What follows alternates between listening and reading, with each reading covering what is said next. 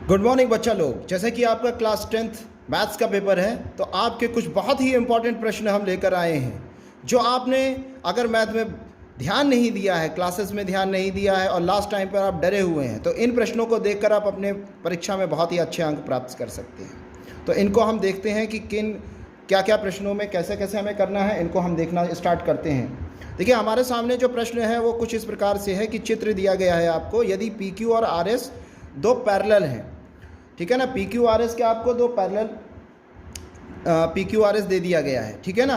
Parallel का मतलब समांतर दे दिया गया, ये समांतर का चिन्ह है, इसको इंग्लिश में पैरेलल बोलते हैं।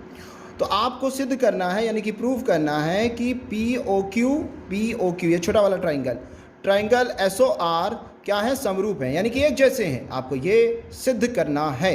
तो देखते हैं इस प्रश्न को हम कैसे करेंगे। जैसा कि प्रीवियस क्लासेस में हम लोग ये पढ़ चुके हैं कि पी क्यू और पी आर एस अगर समांतर दे दिए गए, जो इसकी तिर्यक रेखाएं हैं, ये इसकी तिर्यक रेखाएं हैं, ये जो आपको लाइन दी गई है, ये पी एस और पी आर, ये तिर्यक रेखाएं। देखिए, ये जेड जैसी आकृति बनाती है। तो यहाँ पर जो एंगल इसके होते हैं ये एकांतर कोण कहे जाते हैं, और इंग्लिश में इसको हम कहते हैं अल्टरनेट एंगल। और जो यहाँ पर एंगल बनते हैं जब किसी भी आकृति को काटते हैं, तो यहाँ पर वर्टिकली अपोजिट बनते हैं, इसको हम हिंदी में कहते हैं शीर्षाभिमुख कोण। और इन प्रश्नों को अगर सिद्ध करना है तो इनमें तीन चीज़ें हमें एक जैसी दिखानी होती हैं, चाहे तीन कोण दिख जाए अगर मिल जाए, या दो साइडें एक कोण मिल जाए, और या तीन कोण मिल जाए। तो देखते हैं इसको हम कैसे करते हैं। हमारा जो क्वेश्चन प्रारंभ होगा वो वहाँ से प्रारंभ होगा जहाँ से हमें कुछ दिया गया है, ठीक है ना। तो हमेशा आप लोग जानते हैं अपने आप से ही हर चीज़ स्टार्ट होती है, तो हम लोग भी अपने आप से ही स्टार्ट करते हैं। तो हम कैसे स्टार्ट करेंगे कुछ देखते हैं। देखिए, हमें ये दिया गया है, प्रश्न में ही दिया गया है, हल करना हम ऐसे प्रारंभ करेंगे, ठीक है ना। हमें प्रश्न में चूंकि ये चूंकि का सिंबल है बिकॉज, ठीक है ना, हमें प्रश्न में दे दिया गया है कि पी क्यू पैरेलल यानी समांतर, ये समांतर का निशान है बच्चा लोग, आर एस है, ठीक है ना। ये हमें प्रश्न में दे दिया गया है, ध्यान रखिएगा, पी क्यू आर एस समांतर, ये प्रश्न से ही लिख लेंगे और यहाँ पर आप लिख देंगे दिया है, ठीक है ना। क्या दिया है? दिया है। तो इसको हम लिखने के बाद में फिर हम कहेंगे इसलिए जब ये समांतर दिया गया है तो क्या हो जाएगा, ये वाला एंगल यानी एंगल P बराबर एंगल S, ठीक है ना। इसी तरीके से इसके लिए एकांतर ये हो जाएगा, एंगल Q बराबर एंगल R, ये क्या हो जाएंगे, एकांतर कोण हो जाएंगे। क्या हो जाएंगे? एकांतर कोण। ये इनको हमने लिखने के बाद में दो हमें एकांतर कोण मिल गए, यानी कि हमारे दो एंगल प्रूव हो गए। अच्छा, तीसरा हमें और चाहिए इसको समरूप प्रूव करने के लिए। देखिए, मैंने बताया था जैसा कि कट होने पर ये कौन से कोण बन जाते हैं, शीर्षाभिमुख कोण, जिसको हम इंग्लिश में वर्टिकली अपोजिट बोलते हैं।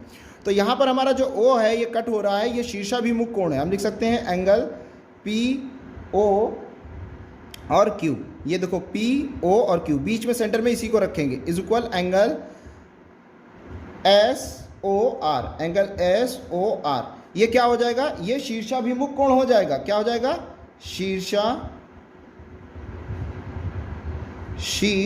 शीर्षाभिमुख कोण इसको बोलते हैं। क्या बोलते हैं? शीर्षाभिमुख कोण।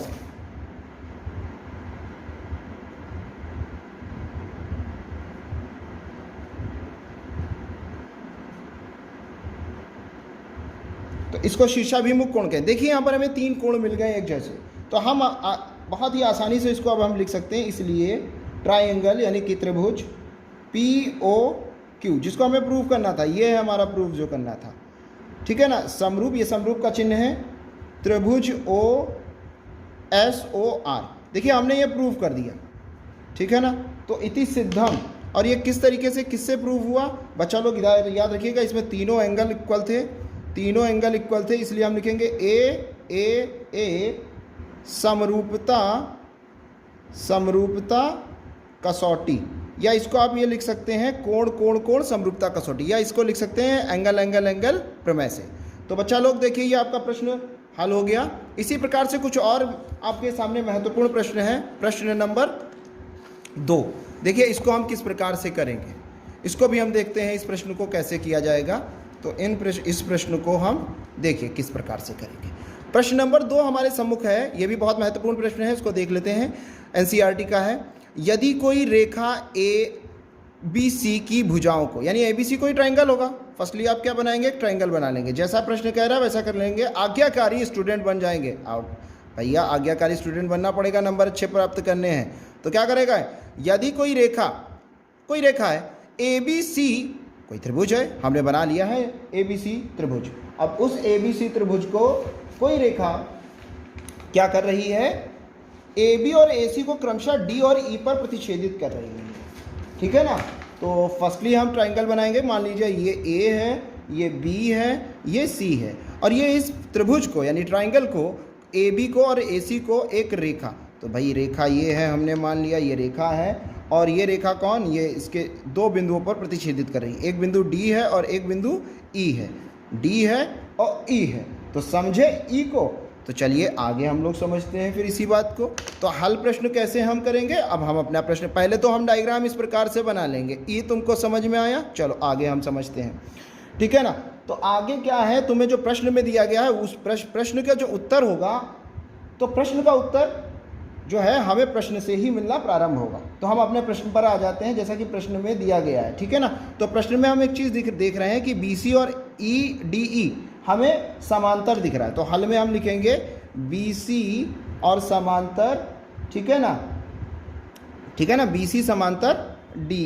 तो हमें ये प्रश्न में मिल गया कि बी सी और डी ई समांतर है। तो भाई जब बी सी और डी ई समांतर मिल गए तो हमें यहाँ पर थेल्स प्रमेय लगा सकते हैं। भाई ये और ये समांतर, तो थेल्स प्रमेय ने क्या कहा था, ये वाला हिस्सा बटे ये वाला हिस्सा और ये वाला हिस्सा बटे ये वाला हिस्सा कब होगा, जब ये दो समांतर होंगे। तो इसको हम क्या लिखेंगे, फिर हम जब ये चीज़ हमें मिल गई तो हम क्या लिख सकते हैं, या यहाँ पर ये भी लिख सकते हैं प्रमेय 6.1 से, ठीक है ना, या ये लिख सकते हैं थेल्स प्रमेय से, ठीक है ना, 6.1 से या थेल्स प्रमेय से।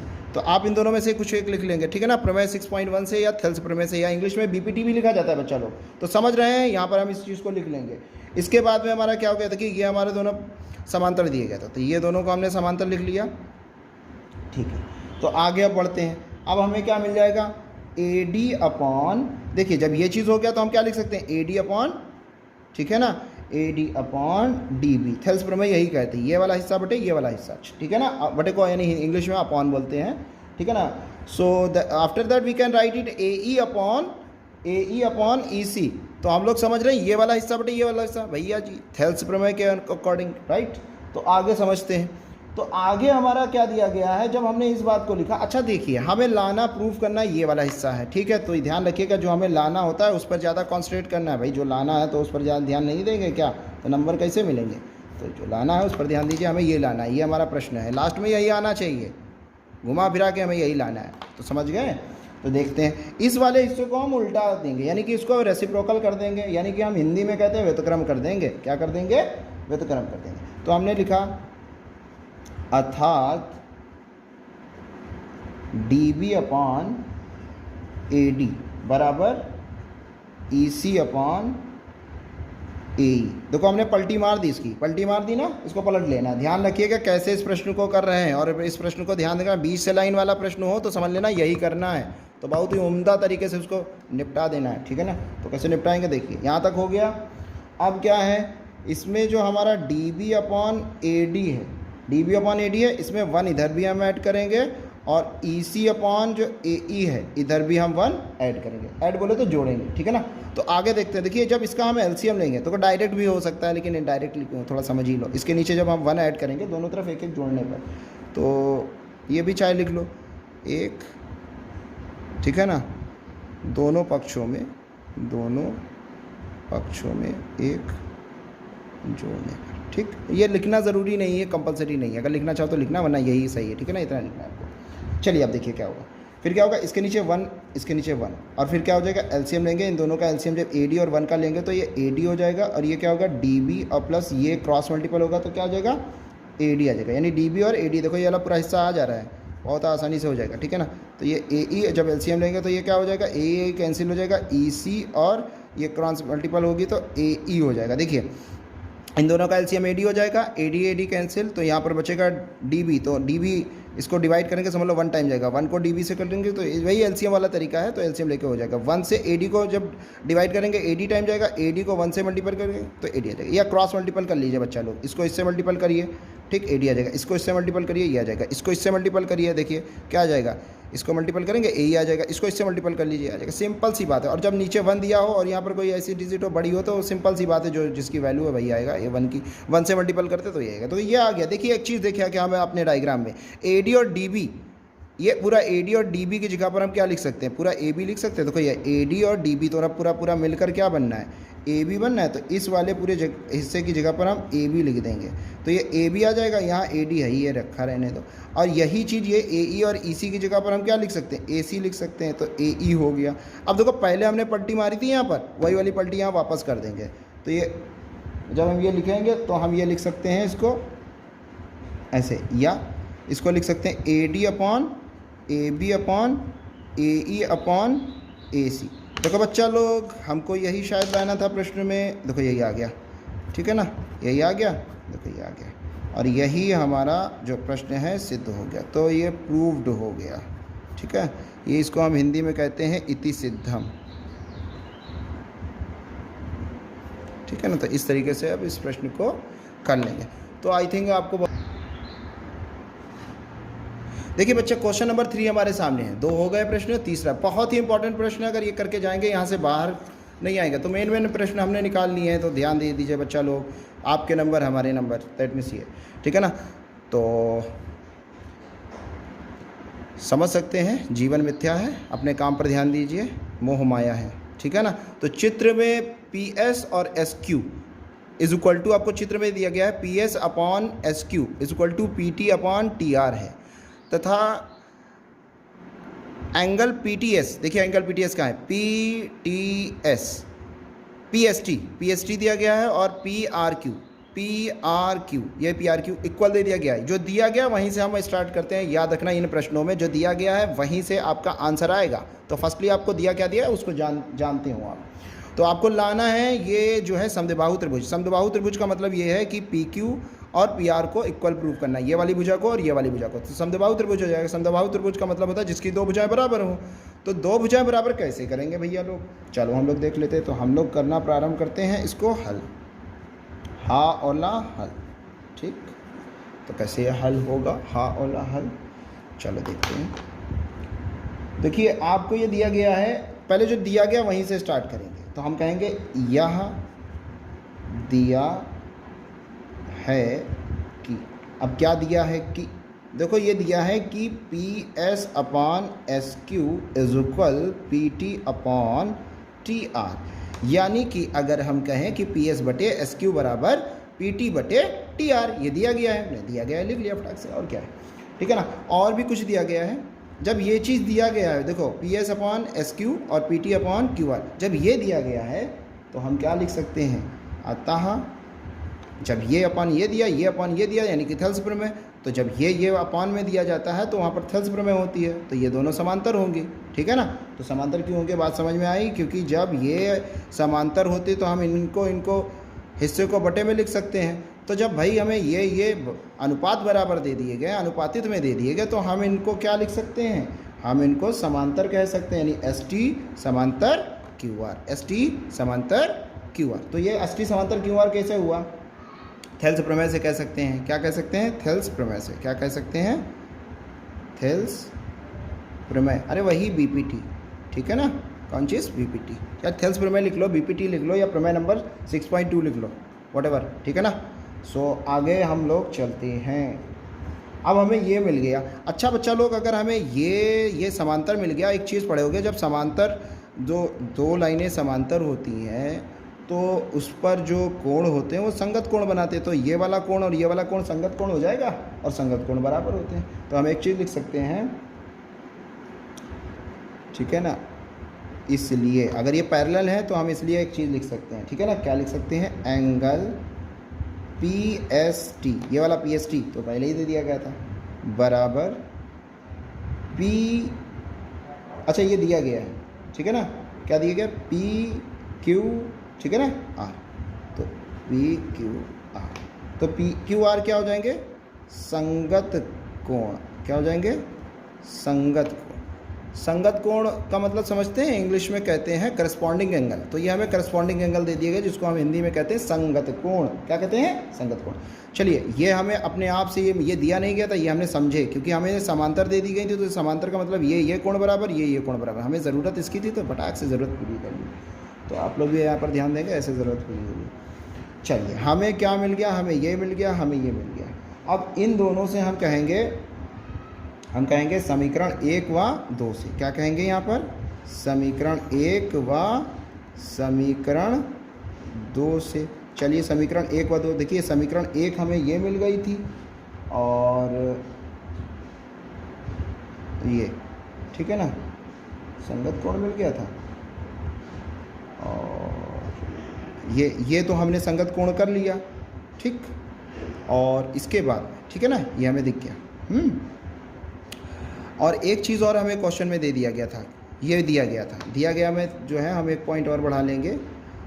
ये दिया गया है, और एक पॉइंट और ये बढ़ा लेंगे कि एक ये हमें दे दिया गया है एंगल, ठीक है ना, PST बराबर एंगल PRQ, ये भी दिया गया है, ठीक है ना, दिया है।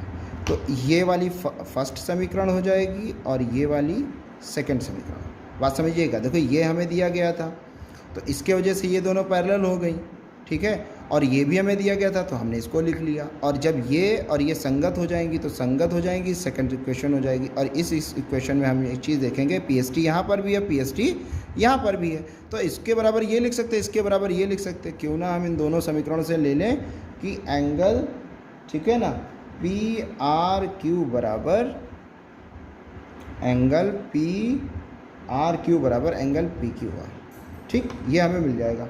देखिए, एंगल PRQ बराबर PQR, ये दोनों एंगल बराबर हो गए। एक चीज़ पढ़ी थी हम लोग कि अगर दोनों एंगल बराबर हो जाएं तो उनकी साइडें भी क्या हो जाएंगी? भैया, बराबर हो जाएंगी। तो इसलिए हम लिख सकते हैं कि PQ बराबर PR। क्यों? इसकी वजह है समान कोणों की सम्मुख भुजाएं। तो समान कोणों की सम्मुख भुजाएं क्या होती हैं? समान होती है। तो हमें क्या मिल गई? PQ बराबर PR मिल गई, यानी कि दो भुजाएं बराबर मिल गई। अतः, यानी कि अर्थात, शुद्ध हिंदी में अगर कहें तो इंग्लिश में क्या है, सो दैट इज वाई, ठीक है। ट्रायंगल PQR क्या है? एक समद्विबाहु, समद्विबाहु क्या है? त्रिभुज है। That means we can say it is a, क्या कह सकते हैं हम कि ये हमारा प्रूव हो गया, इट इज़ अ आइसो। चलिए बच्चा लोग, हमारे सामने क्वेश्चन नंबर 4 है, और ये क्वेश्चन नंबर 4 मोस्ट इम्पॉर्टेंट है, जो आपको बहुत छोटे से प्रश्न हैं, लेकिन आपको एक एक दो दो नंबर करके, कहते नहीं है, अपने अंकों को प्राप्त करना है। सो दैट इज़ वाई इन पर भी आपको ध्यान देना है। तो इस क्वेश्चन को हम देख लेते हैं। इसमें क्या दिया गया है? आकृति 6.70, यानी ये दे देंगे चित्र, ऐसे एग्ज़ाम में मिल जाएगा चित्र, ठीक है ना, में पहले चित्र में दर्शाया गया है। पहला और दूसरा, दो प्रश्न हैं इसमें। देखिए, पहला वाला है, पहला, ठीक है ना, DE पैरेलल BC दे दिया गया। क्या दे दिया गया है? DE parallel BC। ये DE पैरेलल BC, ये एग्ज़ाम में एक आएगा, कोई भी आ जाएगा, ठीक, ध्यान रखिएगा, एक पक्का आ जाएगा आपका, ठीक है ना। तो DE पैरेलल BC दे दिया गया है, ठीक है ना। इसमें कह रहा है कि एक में EC और, ठीक है ना, दूसरे में ED ज्ञात करना है। पहले में EC ज्ञात करना है, यानी हमें ये फाइंड करना है, दूसरे में AD, यानी ये हमें ये ज्ञात करना है। तो पहला प्रश्न कैसे करेंगे, थोड़ा देख लेते हैं। तो हमने कहा चित्र, देखिए हमने चालू किया है हल करना, हल, और देखते हैं चित्र में, ठीक है ना। तो चित्र में क्या दिया गया है? चित्र में जो दिया गया वहाँ से स्टार्ट करते हैं। हमने कहा माना, ठीक है ना। तो क्या माना? मान लेते हैं, माना ये EC जो हमें दिया नहीं गया, इसको हम कुछ मान लेंगे। EC बराबर X, हमने क्या मान लिया? X सेंटीमीटर, ठीक। तो आपको दिया क्या गया है, वहाँ से स्टार्ट करेंगे। दिया है, तो दिया क्या है कि DE पैरेलल, ये DE जो है वो पैरेलल किसके है? BC के, ये दिया गया है भाई, ये ज़रूरी ध्यान देंगे। DE पैरेलल दिया गया BC। तो जब ये दिया गया तो क्या लग जाएगा? वही BPT, जिसको हम थेल्स प्रमेय कहते हैं। तो थेल्स प्रमेय से। ठीक, तो थेल्स प्रमेय का हम यूज़ करेंगे और फटाफट इस प्रश्न को हल करेंगे। तो थेल्स प्रमेय हमारी यहाँ पर लग जाएगी, ठीक है ना। तो थेल्स प्रमेय लगाते हुए हम इस प्रश्न को हल कर लेंगे। तो थेल्स प्रमेय क्या कहती है, ये वाला हिस्सा बटे ये वाला हिस्सा और ये वाला हिस्सा बटे ये वाला हिस्सा। ठीक, अब ये ले हमने पैरेलल दिखा दिया, तो हम क्या लिख सकते हैं, ए डी,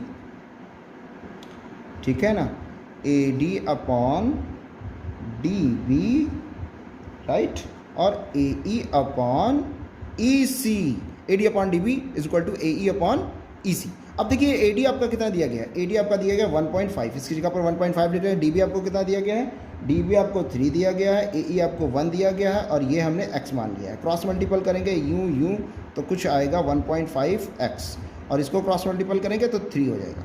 तो x is equal to 3 upon 1.5 हो जाएगा। इस पॉइंट को हटाएंगे, ऊपर 0 लाएंगे, तो 15 एकम 15, 15 दूना 30। तो इस तरीके से हमारा आ जाएगा x इज इक्वल टू 2। क्या आ जाएगा, 2। नीचे का 1 नहीं लिखा जाएगा क्योंकि सभी संख्याओं के नीचे 1 होता है। So that is why we can get in this way. हम इस तरीके से अपने आंसर को प्राप्त कर सकते हैं। बच्चा लोग, आपको ई सी निकालना था, अतः ई सी बराबर क्या हो जाएगा, ई सी बराबर आपका 2 सेंटीमीटर हो जाएगा, और आप जीत जाएंगे इस तरीके से। अब देख लेते हैं दूसरा वाला प्रश्न। थोड़ा सा दूसरा वाला प्रश्न इस वाले प्रश्न के लिए कर लेते हैं, ठीक है ना, वो तो फर्स्ट हो गया। इस वाले प्रश्न को कैसे करेंगे, देखिए यहाँ पर आपको ए डी निकालना है, ये फाइंड करना है। तो हम क्या मान लेंगे, माना ए डी बराबर एक्स, ये मान लिया। चलिए, आपका यहाँ पर क्या दे दिया गया है, यहाँ पर दे दिया गया है कि इस वाले में दे दिया गया D E parallel B C, ठीक है ना, और ठीक है, इस प्रश्न में आपको दे दिया गया है, ठीक है ना। तो D E parallel B C, तो लिखेंगे D E parallel B C. यहाँ पर भी D E parallel B C दिया गया, तो क्या हो जाएगा, थेल्स प्रमेय से, वही बात, थेल्स प्रमेय से। तो थेल्स प्रमेय क्या काम करेगी, अपना काम करेगी, हम लोग भी अपना काम करेंगे। तो ए डी अपॉन क्या लिख सकते हैं, डी बी, और यहाँ पर क्या है, ए ई अपॉन ई सी। तो बच्चा लोग इस पर ध्यान दीजिएगा बहुत आसानी से, हाँ, और चैनल को लाइक सब्सक्राइब भी कर दीजिएगा, ठीक है ना। अपने प्यार का दिखावा भी ज़रूरी है ना, it is time to show off. देखिए, तो A D upon D B is equal to A E upon E C. तो ए डी हमारा क्या है, इसमें ए डी हमारा हमें पता नहीं, हमने इसको x माना है, तो हम यहाँ x लिख लेंगे। क्या लिख लेंगे, x लिख लेंगे। तो x ये हमारा x हो जाएगा, और यहाँ पर हमारा क्या हो जाएगा, ये डी बी हमारा दिया गया 7.2, और यहाँ पर ए ई कितना दिया गया, 1.8 दिया गया है, और ये 5.4 दिया गया। देखो क्रॉस मल्टीपल करेंगे तो ये 5.4 मल्टीपल इसको इससे, तो जब मल्टीपल करेंगे तो मल्टीपल में ये x आ जाएगा, और यहाँ पर 1.8 मल्टीपल 7.2 आ जाएगा। तो x बराबर क्या हो जाएगा, 1.8 मल्टीपल 7.2, और नीचे क्या आ जाएगा, अपॉन में क्या आ जाएगा, ये 5.4 आ जाएगा, ठीक है ना। तो देखिए, ये पॉइंट और ये पॉइंट हट जाएगा, 18 एकम 18, 18 तियाँ 54, 3 आ जाएगा नीचे। तो 3 से काटेंगे, 3 दूनी 6, और बचेगा 1 और 12, 3, ठीक है, 3 चक्कू 12। तो 1 के बाद पॉइंट लगा तो यहाँ पॉइंट लग जाएगा, तो x की वैल्यू कितनी आ जाएगी, 2.4 आ जाएगी। इस तरीके से हम अपना आंसर बड़ी ही निहायत ही शरीफ तरीके से निकाल लेंगे, शराफत का प्रयोग करते हुए। तो हमारा x की वैल्यू क्या आ जाएगी, x इज इक्वल टू 2.4 आ जाएगा। तो इस तरीके से ये भी प्रश्न आपका सफलतापूर्वक कंप्लीट होते हुए, तो कैसे करेंगे बच्चा लोग, ध्यान दीजिएगा। ये प्रश्न बहुत उपयोगी है आपके लिए, तो इस पर ध्यान दीजिएगा। जब इस तरीके का ये प्रश्न आए, आपको पैरेलल दिया जाए, ठीक, पैरेलल दिया जाए तो समझ लीजिए आपको थेल्स जी को याद कर लेना है। एक थेल्स मैथमेटिशियंस थे, उनको याद कर लेना, यानी कि ये प्रमेय लग जाएगा, ये बटे ये और ये बटे ये, बस ये करते हुए आपका प्रश्न हो जाएगा। चलिए, नेक्स्ट प्रश्न है हमारे सम्मुख कुछ इस प्रकार का है, और बहुत ही उम्दा प्रश्न है, बहुत ही अच्छा प्रश्न है। इसको देखो हम कैसे प्रश्न को हल करेंगे, इस चीज़ को भी आप देख लीजिए।